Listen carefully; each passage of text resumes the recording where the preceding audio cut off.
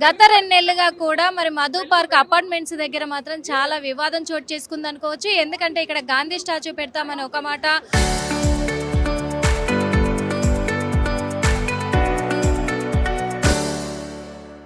మళ్ళీ మూసీ నది పరివాహక ప్రాంతాన్ని అభివృద్ధి చేస్తామని ఒక పక్క, రెండు విధాలుగా కూడా గవర్నమెంట్ నిర్ణయం తీసుకొని ఇక్కడ అపార్ట్మెంట్స్ అన్ని తొలగిస్తామనే నేపథ్యంలో కూడా అపార్ట్మెంట్ వాసులైతే ఆందోళనకు గురైన విషయం తెలిసిందే. మరి ఇప్పుడు మరోసారి కూడా వాళ్ళు నిరసన తెలుపుతూ ఉన్నారు, శాంతియుత నిరసన తెలుపుతూ ఉన్నారు. అసలు ఏంటి అనే కోణంలో కూడా తెలుసుకునే ప్రయత్నం అయితే చేద్దాము. మేడం, ఇప్పటి వరకు మరి ప్రభుత్వం ఏమైనా స్పందించిందా? లేదండి, స్పందించలేదు. నోటీసులు ఇచ్చిందా? నోటీస్ ఎప్పుడో ఫిబ్రవరి 11కి ఇచ్చారు. అది ల్యాండ్ అక్విజిషన్ అంతే తప్పితే మిగతా అదేం రాలేదు. ఎలాంటిది లేదు. ఇప్పుడు మరి ఎందుకు నిరసన తెలియజేస్తున్నారు? అంటే మాకు ఏదో ఒక సమాధానం ఇవ్వాలి కదా. ఇప్పుడు ఆ నోటీస్ ఇచ్చారు, 60 రోజుల్లో సమాధానం ఇవ్వమంటే మేము ఇచ్చాము. దానికి ఫర్దర్గా వాళ్ళు కూడా ఒక రిప్లై ఇవ్వాలి కదా, ఇవ్వలేదు. అందుకే ఆందోళన చేస్తున్నాము. మాకు ఒక సమాధానం కావాలి. మేము కదలము, మిమ్మల్ని కదిలించాము అన్న సమాధానం కావాలి కాబట్టి ఇక్కడ ఉన్నాము. అంటే అపార్ట్మెంట్స్ వెనకాల కానీ ఏమైనా పనులు నిర్వహిస్తూ ఉన్నారా, చేపట్టారా? ఇప్పటి వరకు ఏమైనా జేసీబీలు పెట్టి కానీ అట్లా ఏమైనా క్లీన్ చేయడం అదంతా కానీ? మా వెనకాల ఒకరికి ప్రైవేట్ ల్యాండ్ ఉందండి. వాళ్ళకు ఎన్ని రోజుల తర్వాత ఇప్పుడు వాళ్ళ కేసు గెలిచినందుకు వాళ్ళు క్లీన్ చేసుకుంటున్నారు. ఏ క్లీనింగ్ అయినా గవర్నమెంట్ చేస్తుందని ఎందుకు అనుకోవాలి? ప్రైవేట్ వ్యక్తి కూడా చేసుకుంటాడు కదా. మామూలుగా ఎండాకాలం వచ్చినప్పుడు అక్కడ క్లీన్ చేస్తారు, ఎందుకంటే అది ఫర్మెంట్ అయ్యి స్మెల్ వస్తుంది కాబట్టి. జనరల్గా వాళ్ళు చేస్తారు, లేకపోతే లోకల్ వాళ్ళు చేస్తారు, లేదా మున్సిపల్ వాళ్ళు వచ్చి కూడా చేస్తారు.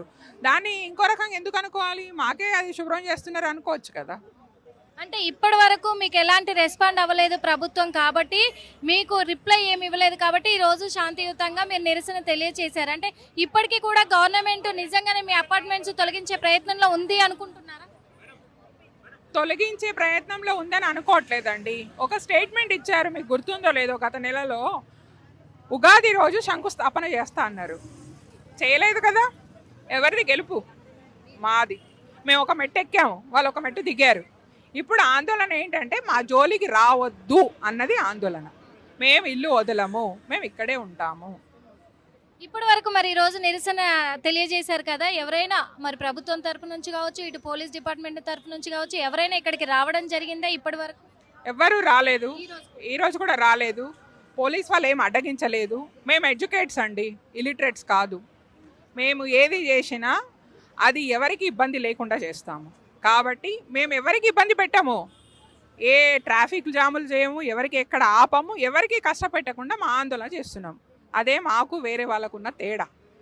ఇప్పుడు ఈ నిరసన ప్రభుత్వం వరకు చేరుకుంటే ఇంతటితో ఆగిపోతుంది అనుకుంటున్నారా? ఇప్పుడు అపార్ట్మెంట్స్ తొలగించే కార్యక్రమం అంటే ఇది ఆగిపోతుందా అని అనట్లేదు, దీన్ని ఆపాలి అని అంటున్నాము.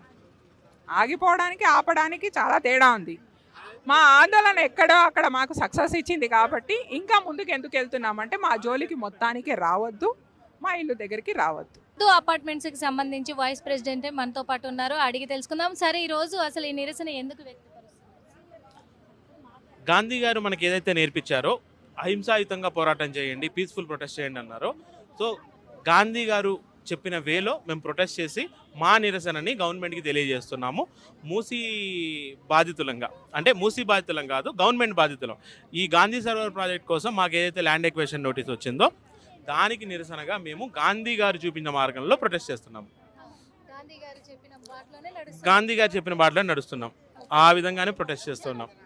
ఆ రోజు నుంచి ఈ రోజు వరకు మరి ప్రభుత్వం మళ్ళీ ఏదైనా నోటీసులు ఇవ్వడం కానీ, లేకపోతే ప్రభుత్వ అధికారులు ఇక్కడికి రావడం కానీ, మీ పైన మళ్ళీ ఎలాంటి చర్య చేపడుతున్నామని ఏదైనా ఇన్ఫర్మేషన్ కానీ ఏమైనా? లేదండి, అసలు ఇంత 400 ఫ్యామిలీస్ ఇంత బాధపడుతున్నా ప్రభుత్వం నుంచి ఇంతవరకు మాకు డైరెక్ట్ కమ్యూనికేషన్, మా దగ్గరకు వచ్చి మాట్లాడిన వ్యక్తి లేడు.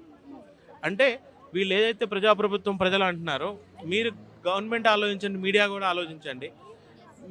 మీ మీడియా వస్తుంది సపోర్ట్గా, మాకు గవర్నమెంట్ మాకు ఇంతవరకు వచ్చి ఏం మాట్లాడలేదు. సో మేము వెల్కమ్ చేస్తున్నాం గవర్నమెంట్ని. రండి మాట్లాడుకుందాం, రండి మాట్లాడుకుందాం. మేమేమి అగైనెస్ట్గా లేమండి. మేము ప్రాజెక్ట్కి అగైనెస్ట్గా ఆ రోజు లేము, ఈ రోజు లేము. మమ్మల్ని ఇబ్బంది పెట్టకుండా ఎలా పాసిబుల్గా ఉంటుందో అలా కన్స్ట్రక్ట్ చేసుకోండి అని చెప్తున్నాం. గవర్నమెంట్ వచ్చి కూడా మాతో మాట్లాడలేదు. గవర్నమెంట్ని కోరుకుంటున్నాం, మేము ఎలా అయితే అహింసాయుతంగా పోరాటం చేస్తున్నామో మీరు రండి, మా ఎంపీఆర్కి రండి, మా బాధ వినండి, మాట్లాడండి. ఏదైతే న్యాయమైందో ఆ న్యాయం చేయండి. అంటే ఉగాది రోజే శంకుస్థాపన చేస్తాము అని చెప్పేసి ప్రభుత్వం చెప్పారు కదా, దీనికి ఏం చెప్తారు? ఉగాది అయిపోయింది కదండి. ఇలాంటి 2025 ఉగాది నుంచి ఇలాంటి వింటూ ఉన్నాము. అంటే నేను కమెంట్ చేయడం కాదు, కానీ 2025 ఉగాది నుంచి ఇప్పుడు మీరు చూస్తే వాళ్ళకి లోన్ రాలేదండి, ఇంకా వాళ్ళకి పర్మిషన్స్ రాలేదు, డిఫెన్స్ ల్యాండ్ పర్మిషన్ రాలేదు, ఏడీబీ బ్యాంక్ లోన్ ఇవ్వలేదు, వాళ్ళ దగ్గర నుంచి కూడా క్లారిటీ లేదు. జస్ట్ అందుకు ఇప్పుడు డిపిఆర్ కూడా ఎప్పుడు మేము పోరాటం స్టార్ట్ చేసిన తర్వాత డిపిఆర్ రిలీజ్ అయింది కదా. నోటిఫికేషన్కి ముందు డిపిఆర్ ఏమీ లేదు. మేము ఎప్పుడైతే మా పోరాటం స్టార్ట్ చేసామో దాని తర్వాత ముఖ్యమంత్రి గారు బయటకు వచ్చి ఆ డిపిఆర్ ప్రజెంటేషన్ ఇవ్వడం జరిగింది. ఇప్పుడు మొత్తంగా మరి ప్రభుత్వానికి ఏం చెప్పదలుచుకున్నారు ఈ నిరసన ద్వారా? మాలాంటి మధ్యతరగతి వాళ్ళని అన్యాయం చేయొద్దు, మమ్మల్ని అన్యాయం చేయొద్దు, మాకు అన్యాయం చేయొద్దు. ముఖ్యమంత్రి గారు ఏదైతే జీరో వాల్యూ బఫర్ జోన్ అన్నారో, ఈ మమ్మల్ని జీరో అనేసి మీరు అలా కమర్షియల్ బిల్డింగ్ కడతారు ఇక్కడ. సో దాని కమర్షియల్ వాల్యూ కూడా జీరో అవుతుంది కదా. జీరో వాల్యూలో మీరేం చేయబోతున్నారు? జీరో ఎనీవే జీరోనే కదా. తర్వాత మా బిల్డింగ్ ఉంటేనేమో ఇది బఫర్ జోన్ జీరో అయిపోతుంది. మీరు కమర్షియల్ బిల్డింగ్ కడితే అప్పుడు అది రియల్ ఎస్టేట్ ఎకనామీకి జనరేట్ అవుతుంది. ఇది ఎలా కరెక్ట్? ఏ ప్రభుత్వం అయినా ప్రజల్ని ఇబ్బంది పెట్టి చేయాల్సిన అభివృద్ధి ఏమీ లేదు. ప్రజల కోసం అభివృద్ధి చేయాలి తప్ప ప్రజల్ని ఇబ్బంది పెట్టి అభివృద్ధి చేయకూడదు. హైదరాబాద్ని చాలామంది పాలకులు అభివృద్ధి చేశారు. ఇప్పుడు మన సీఎం గారు చెప్పారు, నిజాం ఇంత అభివృద్ధి చేశాడు, చంద్రబాబు నాయుడు గారు ఇంత అభివృద్ధి చేశారు. వాళ్ళంతా ఏ పేదవాళ్ళని, ఏ మధ్యతరగతి వాళ్ళని ఇళ్ళని కూలగొట్టి చేయలేదండి. చంద్రబాబు నాయుడు గారి హయాంలో అభివృద్ధి జరిగింది అంటే కొండలు గుట్టలు రాళ్లలో జరిగింది. నిజాం హయాంలో నిజాం చేశారు అంటే అప్పుడు కూడా జనాలు ఏమి లేరు, అప్పుడే చేశారు. జనాలకి ఏం కావాలి అది. ఇప్పుడు ఈయన వచ్చి జనాలను ఇబ్బంది పెట్టి చేయకూడదు. ఏదైతే మీ గవర్నమెంట్ 2004లో మనకి 9 మీటర్స్ బఫర్ జోన్ ప్రకారం ఇచ్చిందో దాని ప్రకారమే ఉన్నాం మేము. ఇది లీగల్గానే జరుగుతుంది. ఎవరో సీఎం గారు అంటారు అప్పుడు గవర్నమెంట్లో తప్పు జరిగింది, అధికారులు తప్పుగా చేశారు కాబట్టి. సో అధికారులు చేసిన తప్పుకి 400 ఫ్యామిలీస్ని బలి చేస్తారా? కాదు కదా.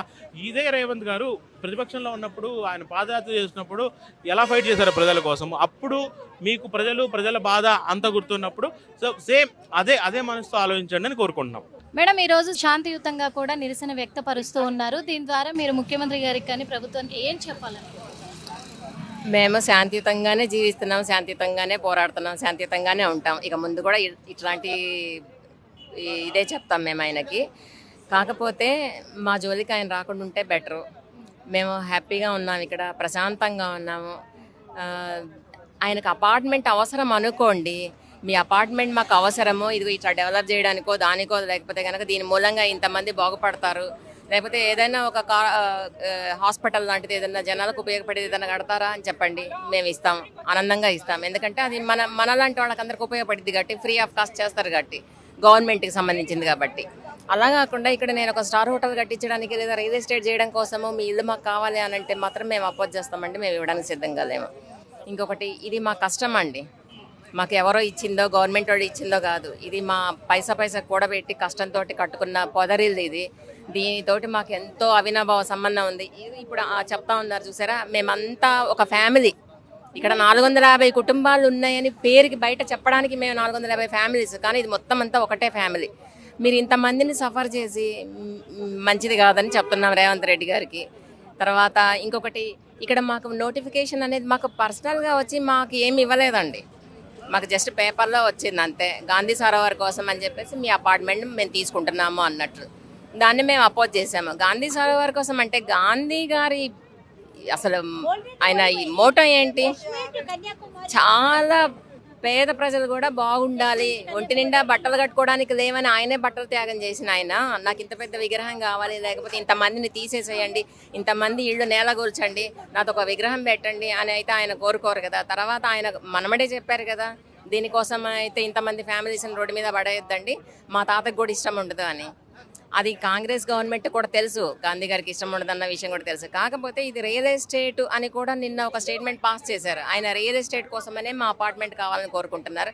అలా కాకుండా ప్రజలకు ఉపయోగపడే కార్యక్రమం ఏమైనా చేయడానికి మీ అపార్ట్మెంట్ మాకు అవసరమా అని చెప్పండి, దీనికంటే ఒక బెటర్ ఆప్షన్ ఏదన్నా మాకు ఇవ్వండి, చూపించండి వచ్చి. సరే మేము ఒకవేళ ఒప్పుకున్నాం అనుకోండి, ఇది మనలాంటి వాళ్ళకి ఎన్నో వేల మందికి ఉపయోగపడుతుంది కదా అనుకుంటే కనుక మేమే ఆలోచిస్తాం ఇవ్వడానికి. అంతేగాని దీని మూసీ బ్యూటిఫికేషన్ కోసమో, లేకపోతే కనుక మూసీని ఏదో శుద్ధి చేయడం కోసమో, ఇక్కడ గాంధీ విగ్రహం కడతాం కోసమో అని ఇక్కడ స్ట్రెచ్ మొదలు పెడితే మొత్తం 10,200 ఫ్యామిలీస్ని రోడ్డు మీద పడేస్తున్నారంటే ఎన్ని వేల మందిని ఫ్యామిలీస్ని రోడ్డు మీద పడేస్తున్నారు.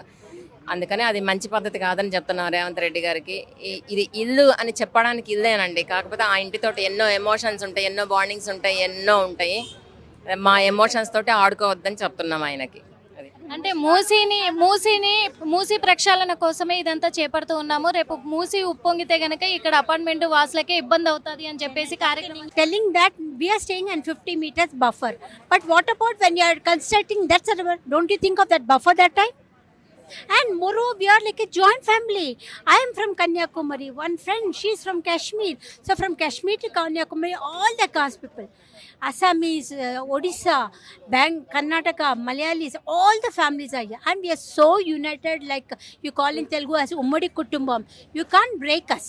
It's not so easy. Just think of the old senior citizens who are here. We have got people at 92, 80, 70 and all.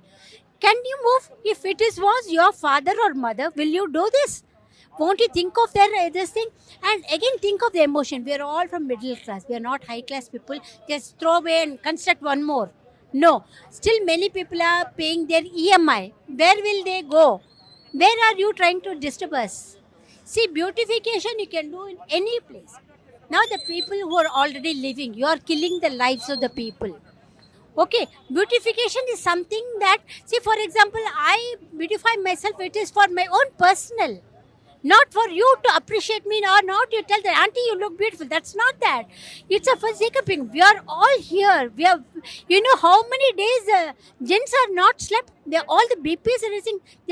They're so worried about the family, their children, their parents. If you once take a survey of the old senior citizen people in an apartment, more than 30 to 40 people are there who are all above 70 to 92. You can't. See, it's easy to break it. Can you rebuild a family? Just, no, please don't break us. Please don't break a family. Don't break the life of a person. It's a life. For each and every brick will tell our hardship. We are all mostly from the government, or we are not. I know he's asking you to stop, but I'm telling it is. Please don't try to. That's what we request you. Think of our families, our children, our parents. Development చేయడం కాదండి, development లేని దగ్గరికి వెళ్ళి develop చేయండి, ఆ చుట్టుపక్కలంతా కూడా develop అవుతుంది. ఎందుకంటే ఇది ఆల్రెడీ డెవలప్ అయింది, ఎంతో కొంత డెవలప్ అయింది కదా. డెవలప్ అయిన దాన్ని డెమాలిష్ చేసి నేనేదో డెవలప్ చేస్తాను, డెవలప్మెంట్కి మీరు అడ్డు రావద్దు అని చెప్పడం అనేది మంచి పద్ధతి కాదు. ఎందుకంటే ఎన్నో కలలు కానీ మేము ఇల్లు కట్టుకున్నాము. ఈ ఇల్లు అనేది వేరువేరుగా మేము కుటుంబాలు ఉన్నప్పటికీ ఒకే కుటుంబంగా కూడా మేము బ్రతుకుతూ ఉంటాం. కాబట్టి ప్రభుత్వము తీసుకున్న నిర్ణయం వెనక్కి తీసుకోవాలి.